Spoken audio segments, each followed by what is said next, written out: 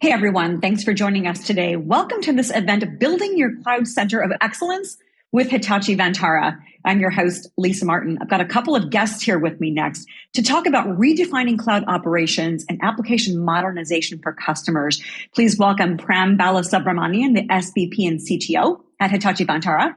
And Manoj Narayanan is here as well, the Managing Director of Technology at GTCR. Guys, thank you so much for joining me today. Excited to have this conversation about redefining cloud ops with you. Pleasure to be here. Yeah. Pram, let's go ahead and start with you. You have done well over 1,000 cloud engagements in your career. I'd love to get your point of view on how the complexity around cloud operations and management has evolved in the last, say, 3 to 4 years. It's a great question, Lisa. Before we understand the complexity around the management itself, the cloud has evolved over the last decade significantly from being a backend infrastructure or infrastructure as a service for many companies to become the business for many companies. If you think about a lot of these cloud-born companies, cloud is where their entire workload and their business runs. With that as a background for this conversation, if you think about the cloud operations, there was a lot of lift and shift happening in the market, where people lifted their workloads or applications and moved them onto the cloud, where they treated cloud significantly as an infrastructure.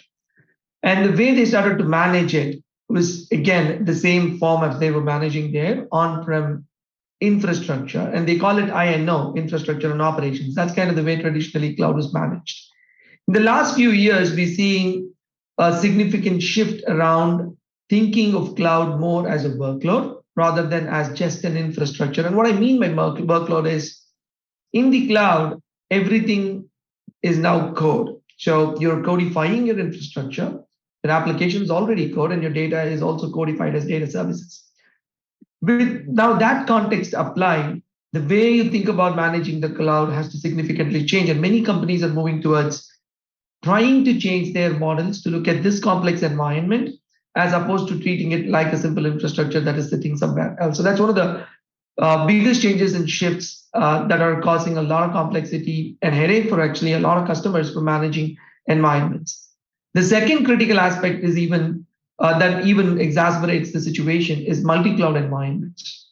Now, there are companies that have got it right with things about right cloud for the right workload. So there are companies that I reach out and I talk with. They've got their Office applications and emails and stuff running on Microsoft 365, which can be on the Azure cloud, whereas they're running their engineering applications, the ones that they build and leverage for their end customers, on Amazon. And to some extent, they've got it right, but still they have a multiple cloud that they have to go after and maintain. This becomes complex when you have two clouds for the same type of workload. When I have to host applications for my end customers on Amazon as well as Azure as well as Google, then I get into security issues that have to be consistent across all three. I get into talent because I need to have people that focus on Amazon as well as Azure as well as Google, which means I need so much more workforce. I need so much more skills that I need to build, right? That's becoming the second issue. And the third one is around data costs. Can I make these clouds talk to each other? Then you get into the egress costs, and that creates some complexity. So bringing all of this together and managing is really becoming more complex for our customers. And obviously, as a part of this, we will talk about some of the ideas that we can bring forth in managing such complex environments. But this is what we are seeing in terms of why the complexity has become a lot more in the last few years. Right. A lot of complexity in the last few years. Manoj, let's bring you into the conversation now. Before we dig into your cloud environment, give the audience a little bit of an overview of GTCR. What kind of company are you? What do you guys do? Definitely, Lisa. GTCR is a Chicago-based private equity firm. We've been in the market for more than 40 years. And what we do is we invest in companies across different sectors. And then we manage the company, drive it to increase the value, and then over a period of time, sell it to future buyers. So in a nutshell, we got a large portfolio of companies that we need to manage and make sure that they perform to expectations. And my role within GTCR is from a technology viewpoint, so where I work with all the companies, their technology leadership, to make sure that we are getting the best out of technology And technology today drives everything. So how can technology be a good complement to the business itself? So my role is to play that intermediary role to make sure that there is synergy between the investment thesis and the technology levers that we can pull, and also work with partners like Hitachi to make sure that it is done in an optimal manner. I like that you said technology needs to really complement the business and vice versa. So Manoj, let's get into the cloud operations environment at GTCR. Talk to me about what the experience has been the last couple of years. Give us an idea of some of the challenges that you were facing with existing cloud ops and the solution that you're using from Hitachi Vantara. Absolutely. In fact, Prem phrased it really well. One of the key things that we're facing is the workload management. So there's so many choices there, so much complexities. We have these companies buying more companies. There is organic growth that is happening. So the variables that we have to deal with are very high. In such a scenario, to make sure that the workload management of each of the companies are done in an optimal manner is becoming an increasing concern. So that's one area where any help we can get, anything we can try to make sure it is done better becomes a huge value addition. A second aspect is financial transparency. We need to know where the money is going, where the money is coming in from, what is the scale, especially in a cloud environment. We are talking about an auto-scaled ecosystem, having that financial transparency and the metrics associated with that. These become very, very critical to ensure that we have a successful presence in a multi-cloud environment. Talk a little bit about the solution that you're using with Hitachi and the challenges that it has eradicated. Yeah, so end of the day, right, we need to focus on our core competence. So we have got a very strong technology leadership team. We've got a very strong presence in the respective domains of each of the portfolio companies. But where Hitachi comes in and HARC comes in as a solution is that they allow us to excel in focusing on our core business and then make sure that we are able to take care of workload management or financial transparency. All of that is taken off the table from us, and Hitachi manages it for us, right? So it's a perfectly complementary relationship where they act as two partners, and HARC as a solution is extremely useful in driving that. And I'm anticipating that it will become more important with time as the complexity of cloud and cloud associated workloads are only becoming more challenging to manage and not less. Right. That's the thing. That complexity is there and it's also increasing. Prem, you talked about the complexities that are existent today with respect to cloud operations, the things that have happened over the last couple of years. What are some of your tips, Prem, for the audience? Like the top 2 or 3 things that you would say on cloud operations that people need to understand so that they can manage that complexity and allow their business to be driven and complemented by technology? Yeah, great question again, Lisa, right? And I think Manoj alluded to a few of these things as well. The first one is, in the new world of the cloud, I think of migration, modernization, and management as a single continuum to the cloud. Now, there is no lift and shift, and there is no, hey, somebody else separately manages it, right?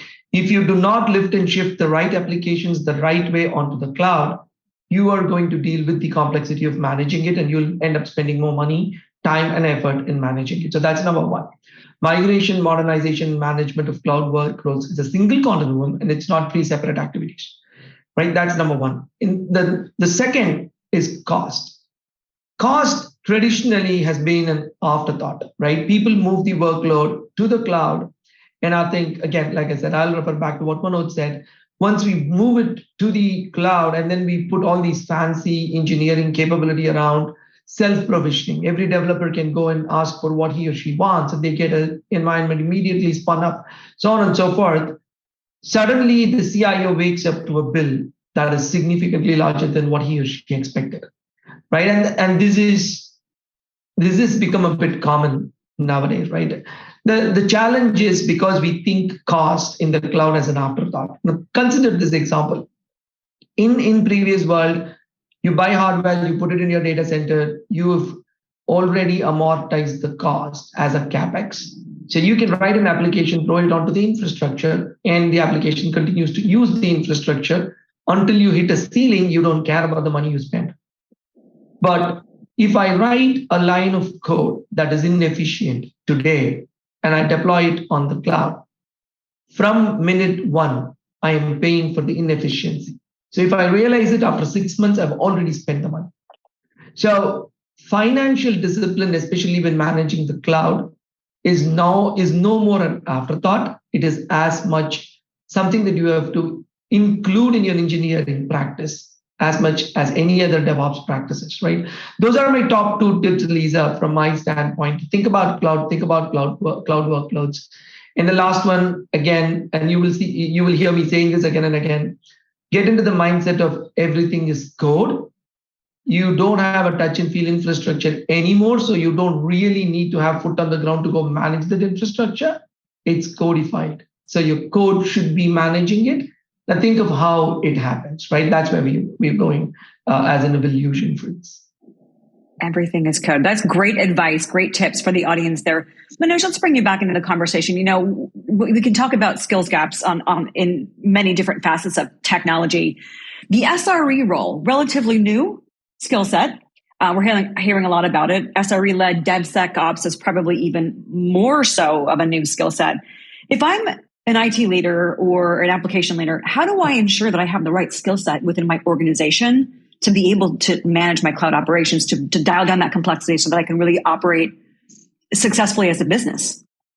Yeah, so unfortunately, there is no perfect answer, right? It's such a scarce skill set that any day, any of the portfolio company CTOs, if I go and talk and say, hey, here's a great SRE team member, they will be more than willing to fight with each other to get the person in, right? It's that scarce a skill set. So a few things we need to look at it. One is, how can I build it within, right? So nobody gets born as an SRE.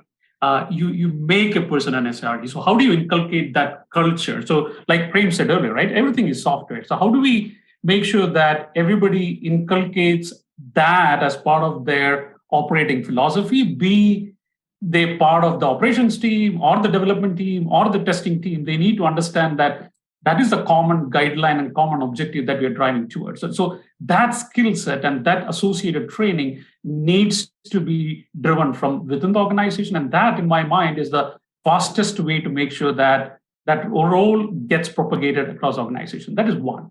The second thing is rely on the right partners. So it's not going to be possible for us to get all of these roles built in-house. So instead, prioritize what roles need to be done from within the organization and what roles can we rely on our partners to drive it for us. So that becomes an important consideration for us to look at as well.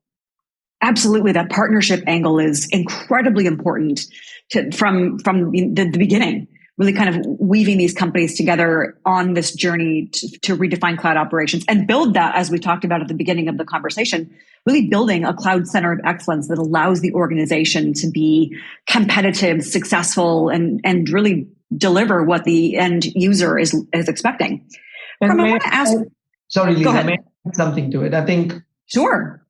Yeah, one of the common things that I tell customers when we talk about SRE, and to Manoj's point, is don't think of SRE as a skill set, which is the common way today the industry tries to solve the problem. SRE is a mindset, right? Everybody well said. Yeah.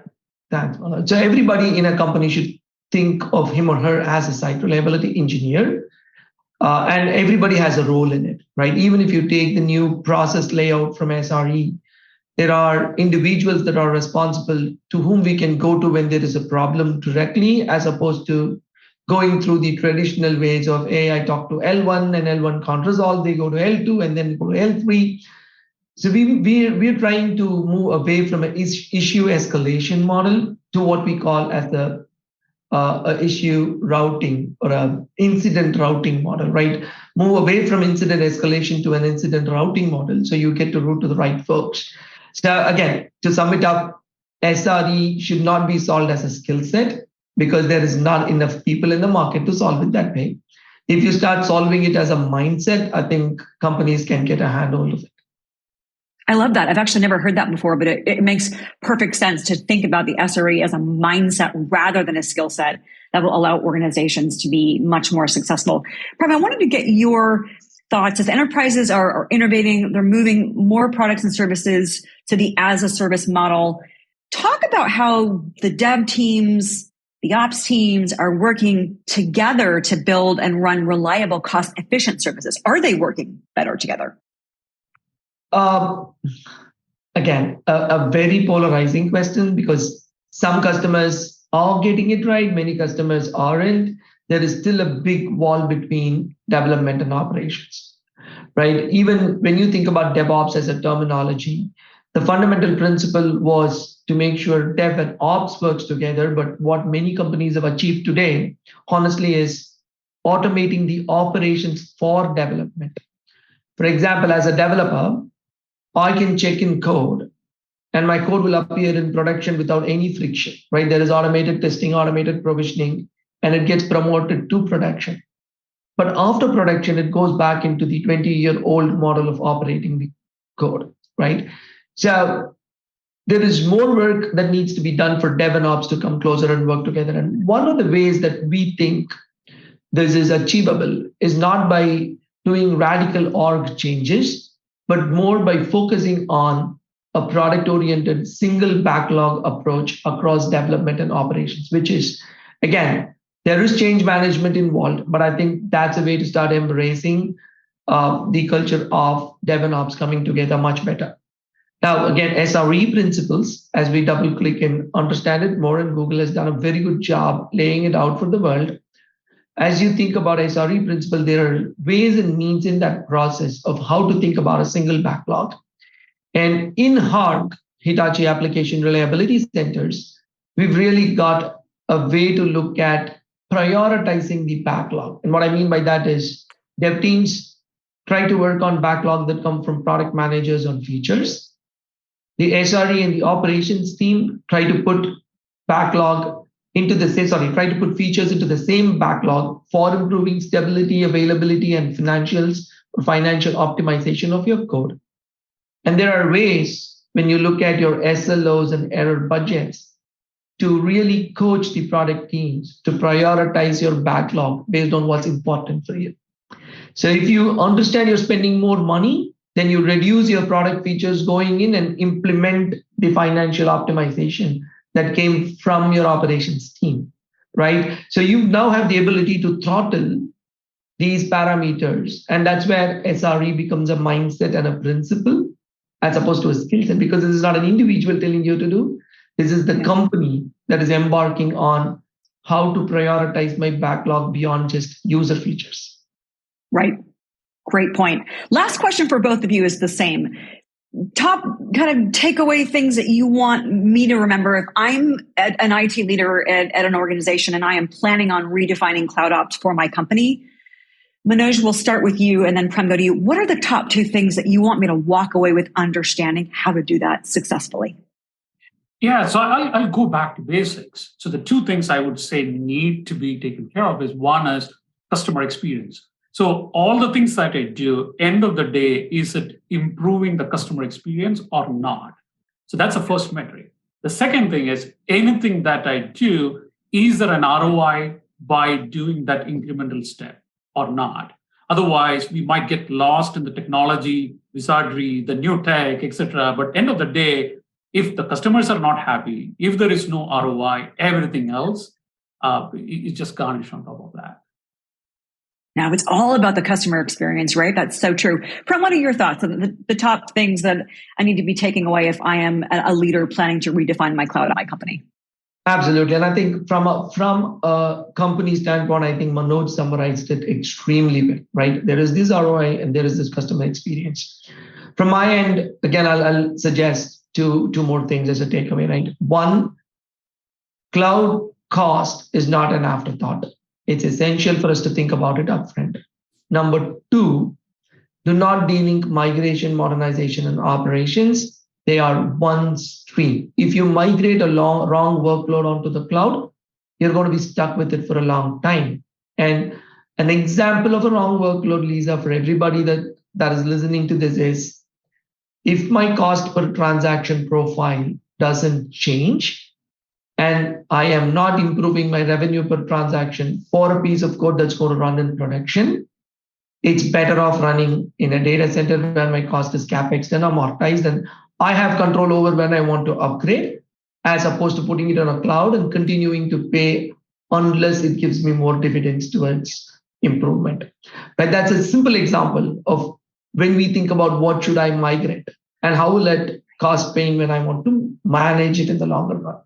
But that's something that I'll leave the audience and you with as a takeaway.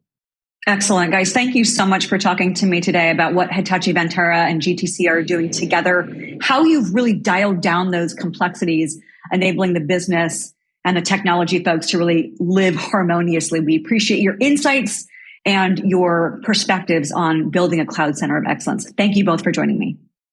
Thank you. For my guests, I'm Lisa Martin. You're watching this event, Building Your Cloud Center of Excellence with Hitachi Vantara. Thanks for watching.